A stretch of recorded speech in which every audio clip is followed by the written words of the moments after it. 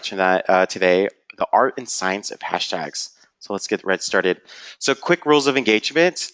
If you have any issues hearing us, feel free to let us know and we'll take care of that. Do ask as many questions throughout the webinar and we'll go ahead and tackle them at the end. Feel free to take screenshots, steal whatever you like. We will send a recording to the webinar if you didn't attend, and you have to. I mean, if you have to leave anytime during the webinar, we'll send a recording out, and then we will be sending We will be giving away a $50 Amazon gift giveaway. So stay tuned for that, and we will also have a survey at the end, just to give us feedback on how we can improve our webinars moving forward. So Dan, our hashtag scientist, do you want to give a little intro about yourself? Thank you, Jose. Thank you for the honor, and thanks everybody for attending. So I am Dan Mazzini. I'm the founder of Hashtagify.me, which is the world's most advanced hashtag search engine. We have analyzed more than 57 million hashtags out of 5 billion tweets that we analyzed, and lots of Instagrams. And our tool allows you to find hashtags and to find the related hashtags, understand the trend and the popularity of the hashtags, when they get used, and many other things, as you can see on Hashtagify.me. And we also have a premium product which gives you an in-depth analytics platform when you want to analyze a hashtag and really get all the possible information about that. Perfect. Thank you, Dan. Sure. And a little bit about me. I am the community strategist here at Tint. Tint here is it's a platform that allows you to collect, moderate, and display any kind of content, social media, reviews, user-generated content on websites, TV screens, projector walls, so on. I'll go to a little bit on later about how that can help you with hashtag campaigns. So a little bit about our agenda. So we're going to go over how to increase your content's reach with hashtags. What are hashtag communities and how can you tap into them? Gaining high quality followers with influencers and expanding your audience reach. Trending hashtags and to decide if it's really right for you or how to leverage and become part of that. And lastly, how to boost your hashtag engagement with your audience. So Dan will kick it off with our increasing your content's reach. Okay, thank you, Jose. So, of course, the first usage, hashtags have many different usages, but the first one that most people think about is to use them to increase your content's reach. How does this work? We like to think about hashtags for this as if they were bulletin boards, where you can pin your posts and other people, even if they don't know you, they can find them out. So using a hashtag will allow people who are tracking that hashtag or following that hashtag, searching for that hashtag, to find your content together with other people's content. If you want to do this effectively, you need to find the right hashtags. What do I mean by right ones? I mean the ones which are not too crowded, as you can see in the presentation on the right. They shouldn't be too crowded, because if they are too crowded, your message is going to be, your post will be overcrowded and almost nobody is going to notice it.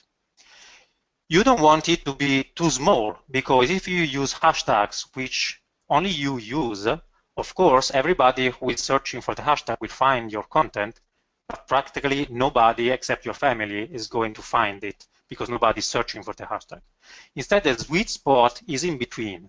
They are hashtags which are specialized enough so that they are not full of spammers, they are not too overcrowded, but they are also big enough so that there is your target audience going there.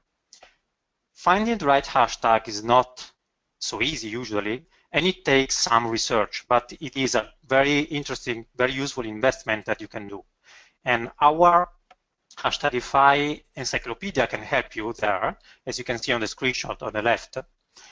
You can start from a list of keywords that are related to your subject, to your field, and search them as hashtags and find which are the top related hashtags and find out which ones are the biggest ones, which ones are the most popular ones from the size of the disk for the hashtag, and also which ones are the most correlated to the keyword that you're searching, as you can see from the thickness of the line between the two hashtags. So for example, for running, you can see that the most correlated hashtag is run, which maybe is not a very good idea to use because it is too generic. Then, for example, you have fitness, which could be useful unless you want to be very specific.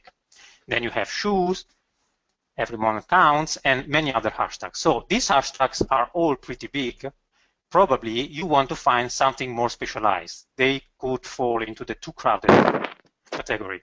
So to find them, you can click other hashtags which are related here in the chart, and then follow the track until you find the right size for you.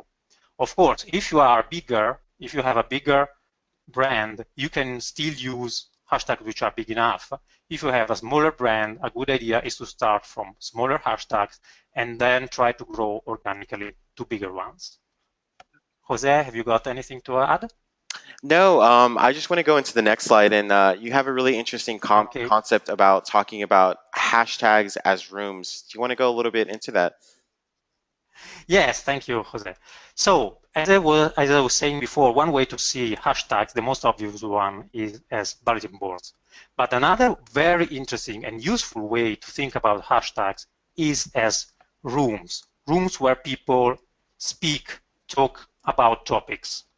So, as you can see in this representation, hashtags can be rooms of any size. So, for example, the biggest hashtags, they're not really room at all. They are like public squares where there are so many people that even if you try to use a loudspeaker, very few people are going to listen to you because there is just too much noise.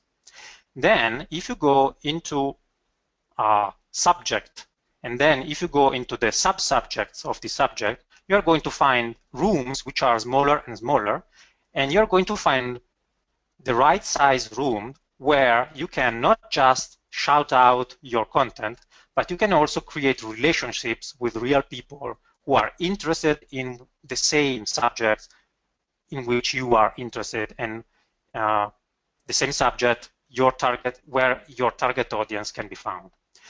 If you think about hashtags as rooms, you will see that you want to find some of the right rooms, and you will start frequenting the room. You will want to use those hashtags with regularity, so that you can create a you can create your own, let's say, personal brand there, or promote your brand there, and to get known and to get trusted and to get acquaintances and to get friends there.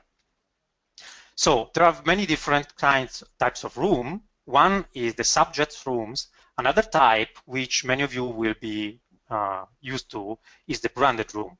This is when a brand creates a hashtag which is specific to one of their campaigns, or when they use their own brand name as a hashtag. And this is something that makes a lot of sense if you are big enough to sustain your effort. Another kind of hashtag which is very interesting is the event hashtag, which can be useful even for smaller brands, because for the duration of the event and while coming up to the event and the following days, it is possible to bring attention to the hashtag even if your resources are limited. One last type of hashtag of room about which I want to talk about is the Twitter chat. This is a special hashtag type where people convene at a given time and day of week, and about which Jose will now show you some examples. Yeah, definitely. So Twitter chats. So an example for one is in my scenario. So here at Tint, our audience are marketers. So my challenge as a marketer was, how do I find conversations around marketing and how do I tap into that community? So what I did is there's a lot of resources online where you can just Google Twitter chats, and you can find Twitter chats by different types of topics. And there is so many options. There's anything from skateboarding to mom chats like you see on the left, or in my case, looking for buffer chats, which is marketing community. So here with buffer chat, they always have one it's usually once a week, and it's usually about an hour or so. And they always have a different topic. And what this Twitter chat consists of is different questions throughout the Twitter chat, and then everyone just shares their opinion. And usually when people share their opinion, they're always commenting on other people's advice, disagreeing, agreeing, or just engaging in general. And I can't tell you enough, out of all the marketing strategies that I've worked on, other than paid, this by far has been the best to connecting with influencers, to getting our engagement on our social media up, and also just being part of the community and really feeling like you're just organically being part of this. And one rule of thumb is like when you join these Twitter chats, you have to be respectful. You can't just go in there and sell your product and it's all about you. So like here, I would never share like blog posts and stuff, but it's just more people to get to know what we are passionate about. And then here's another example on the left is mom chats.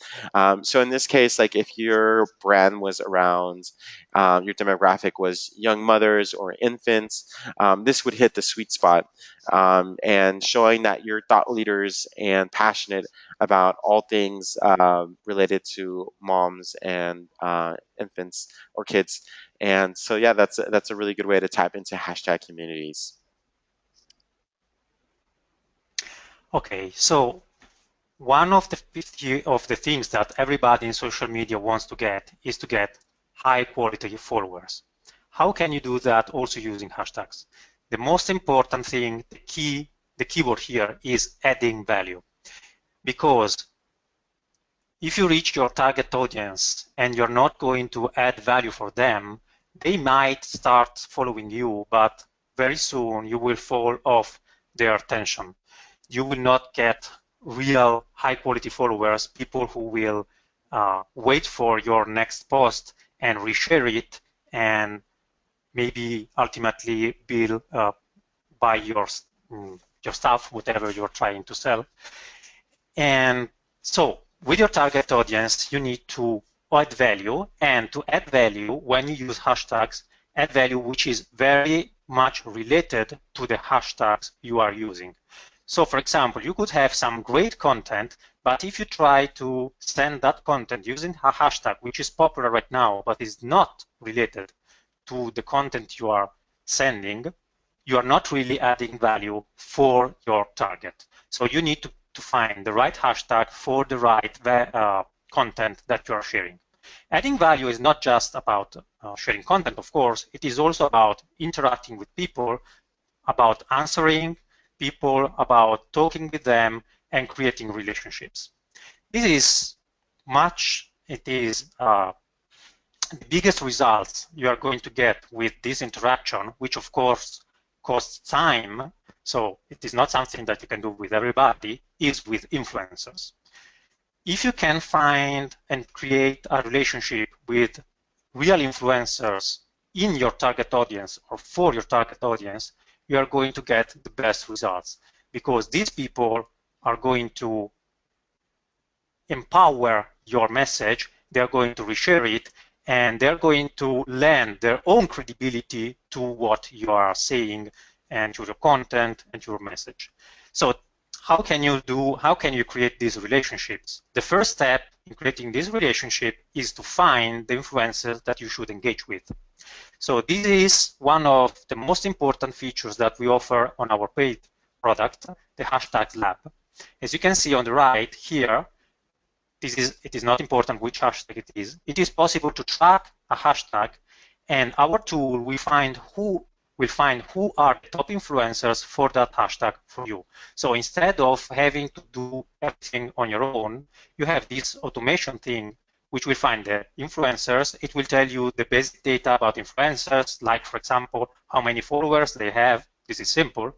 But it will also tell you how much they are specialized in this hashtag, how often do they use it, and also which other hashtags do they use, which people do they interact with, if they are responsive to other people, if they do retweets or not. Because, for example, you could find the biggest influencer in the world, but if they never retweet, if they never engage, if they are all self-centered, it is not a good use of your time to try to interact with them.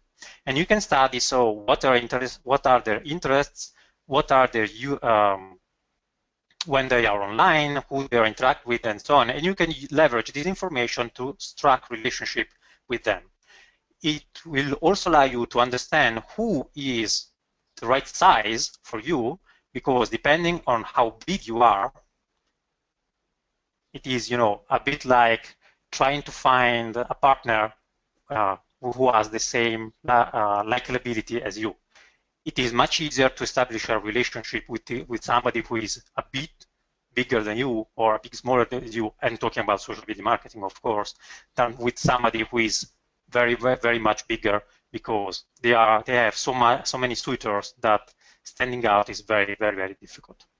So when you have engaged with these influencers and you have made them brand advocates, of course, you need to keep in mind that you need also to reward them with special giveaways, with special information, with anything that you can, where you can add personalized, customized value, which is just for them, and will keep them linked to you, and will give value to their relationship with you, and will keep them engaged in the longer term. Perfect. We can go to the next. Yep. So until now, we didn't really talk about trending hashtags.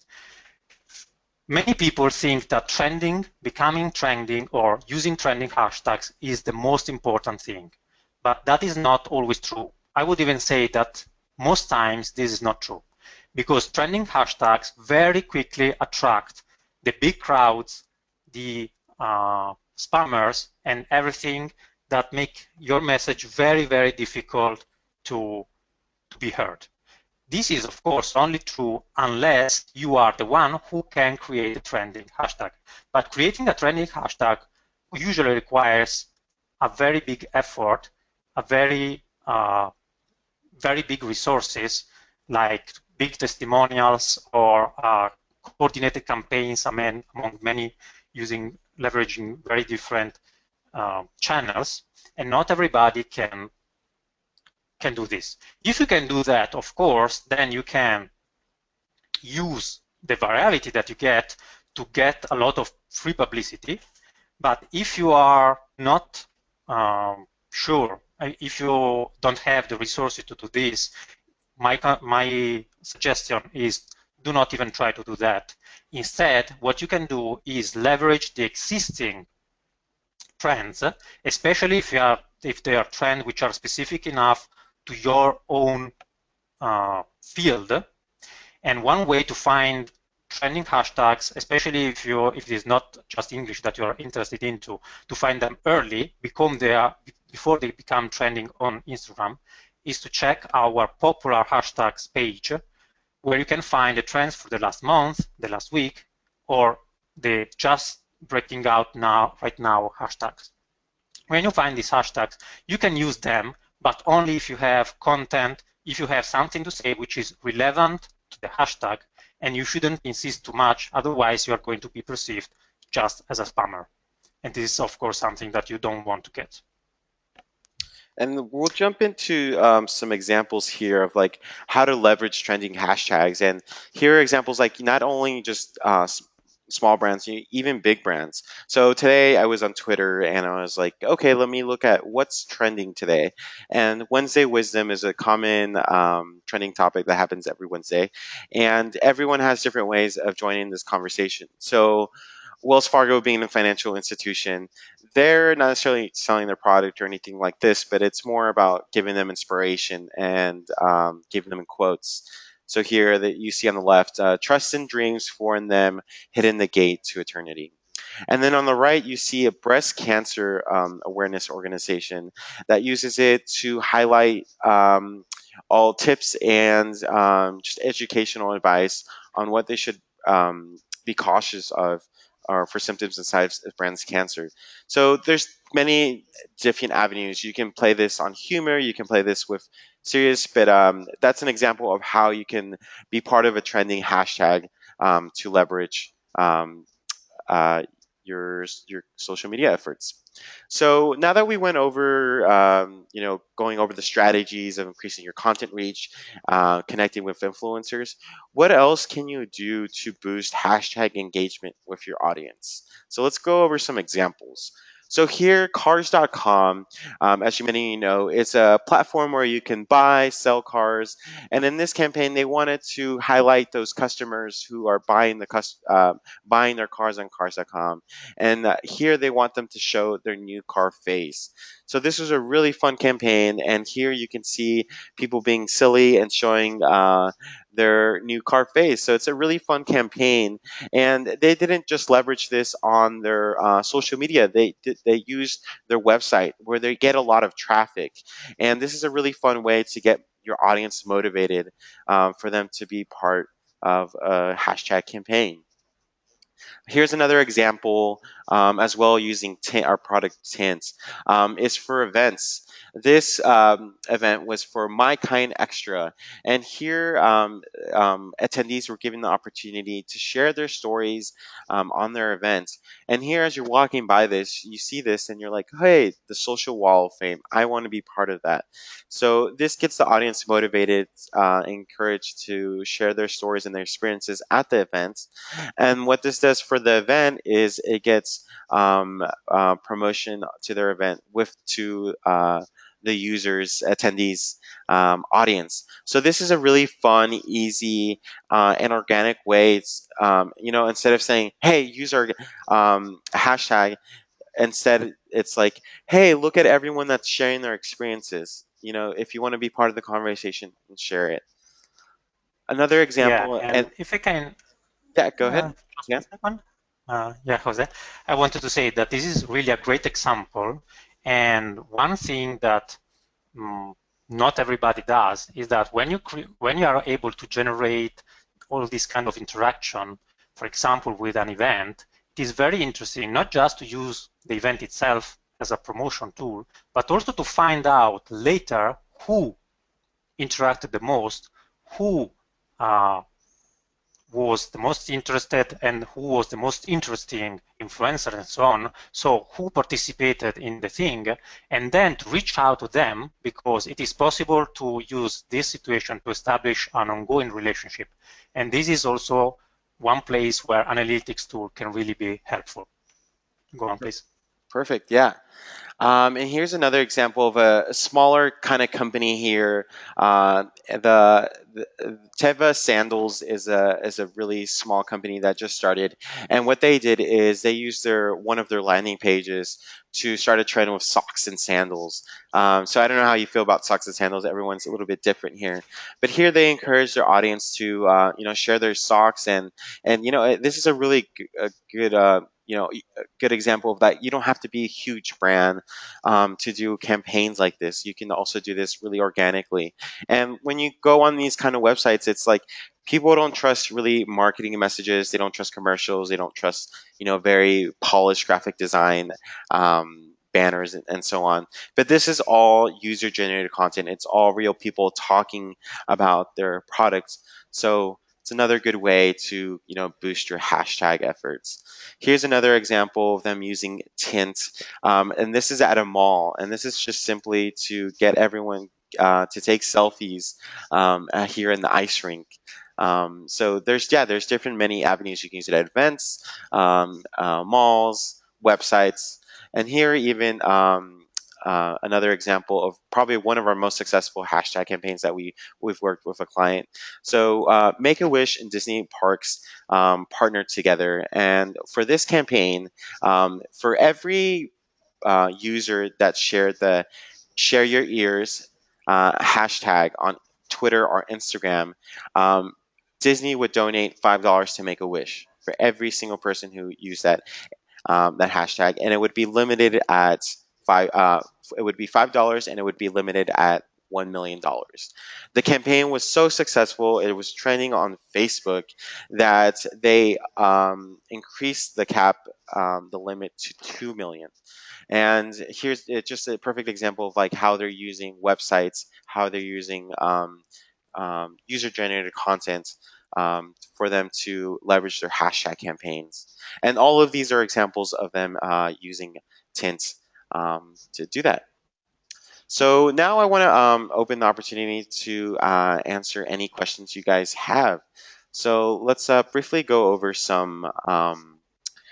So if you have any questions, feel free to drop a line here. And remember, we will give away an Amazon gift card right after this, so don't leave just yet.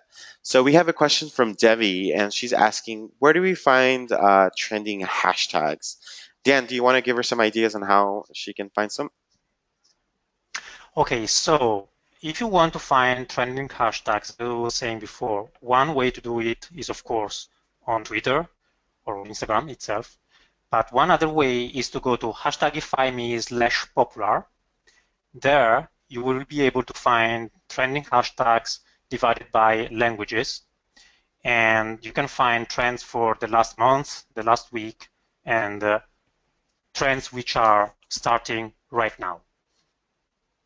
Yep. Also, for me, it's just simply just going on Twitter or on Facebook and just seeing whatever's being trended. So that's pretty much an easy way that you can kind of, look at what's trending. So we have another question, Monica. How many hashtags are too many? For me, whenever I do any our social media efforts, I usually use 2 or 3.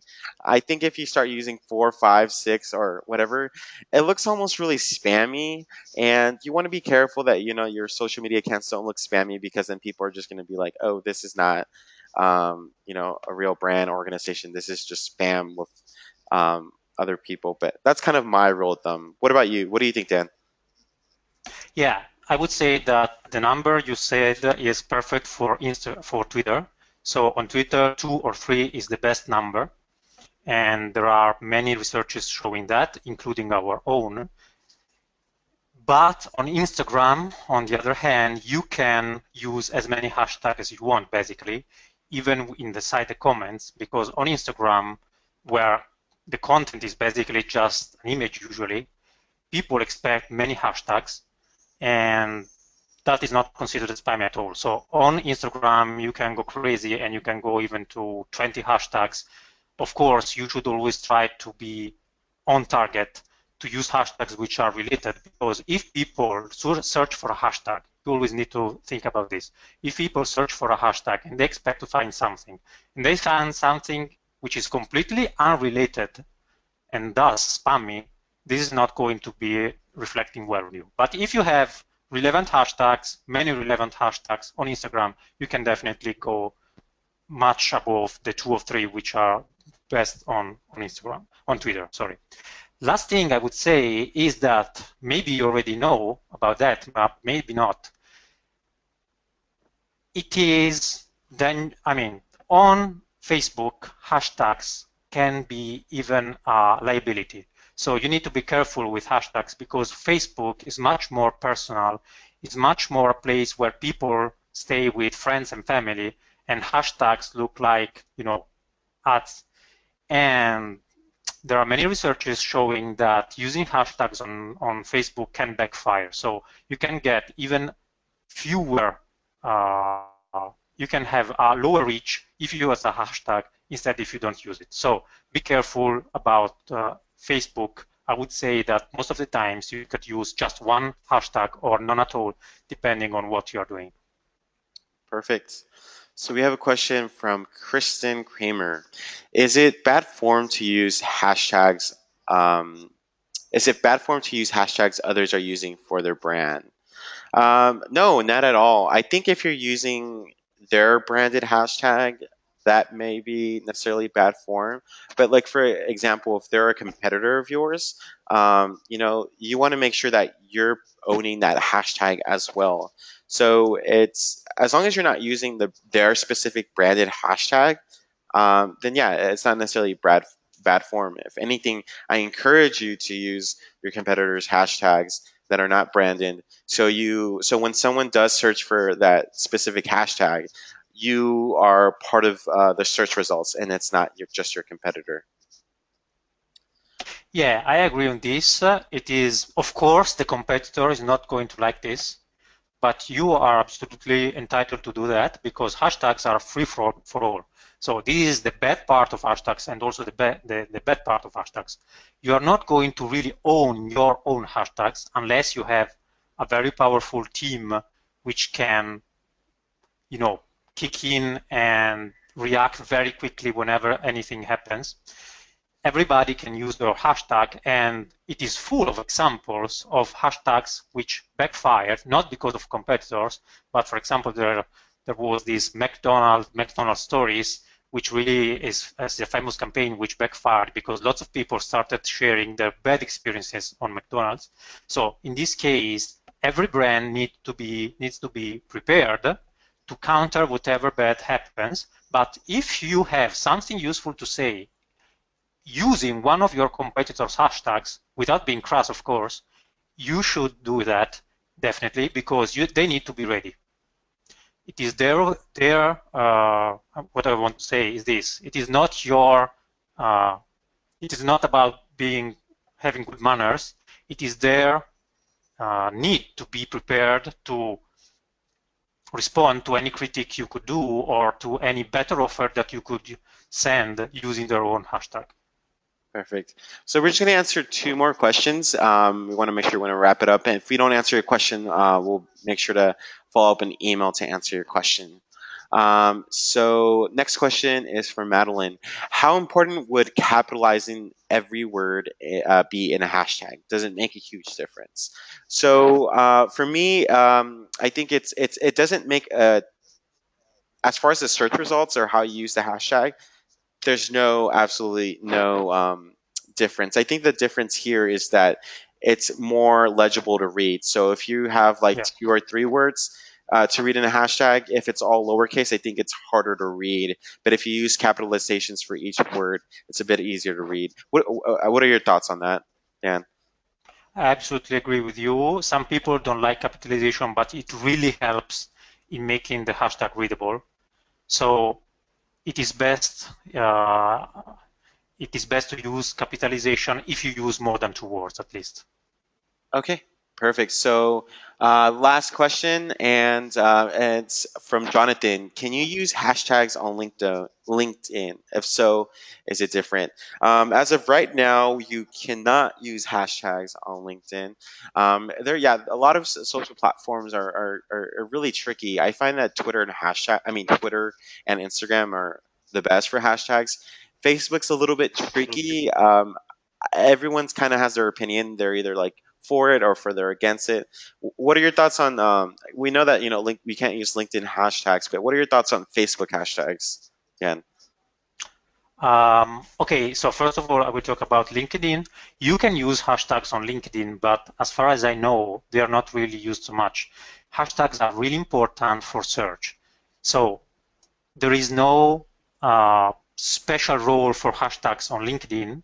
So using them can be useful if you want to promote the hashtags, but it will not impact as much as on Twitter, for example, or especially Instagram, in the reach that you will get. But if you want to promote your hashtag, if you have a hashtag to promote and you want people to use that hashtag also in other platforms, it's just like branding. You can also use them on So you're saying that you can use the hashtag on LinkedIn, but as far as like like Twitter, Instagram, clicking on the actual hashtag, there won't be any results. No, no. What I meant is that the hashtag will not be. There is no special feature on LinkedIn related to hashtags. So exactly. While if you use the hash on other platforms, they will become clickable. And people can click on the hashtag and find other content using the same hashtag. This will not happen on LinkedIn. Now, let's see what will happen with Microsoft buying them. I have no idea. But anyway, for now, that doesn't work. But if you want to promote, if you are if you're sending out some interesting message and you have lots of readers and you have a hashtag that you want to promote for other platforms, using the hashtag there is still useful because people cannot click them, but it will, especially if it is memorable, if it is something that already saw somewhere else, it will help the hashtag stick to their memory. So it is not necessary to use hashtags, but it can still be useful. Okay. Regarding Facebook, I think I already said that. Most research shows that hashtags can easily backfire on Facebook, so be careful not to look intrusive when using hashtags on Facebook. Okay, cool. So we're wrapping that up. As mentioned, we'll reach out to you if we didn't get to your question. So now we're just going to go ahead and give an Amazon gift card giveaway. So let's just pick someone from random. And I'm using a random number generator, so I promise I'm not choosing on favorites. So the winner we have is Matt DePasso. Matt DePasso will send you an email shortly with the Amazon gift card giveaway. Thanks, everyone. We will send a webinar recording as well with other resources to help you understand more the hashtag ecosystem, and so you can become a hashtag scientist yourself. Also, there will be a survey at the end of this webinar, so you can give us some feedback on how we can improve. So thank you, Dan, for joining us, and we'll be wrapping this up. And okay, thank you, Jose, for hosting us, and thanks everybody for attending. If you have any questions, you can also write me. You can see my email address right there. Okay, thanks, guys. Thanks, everybody.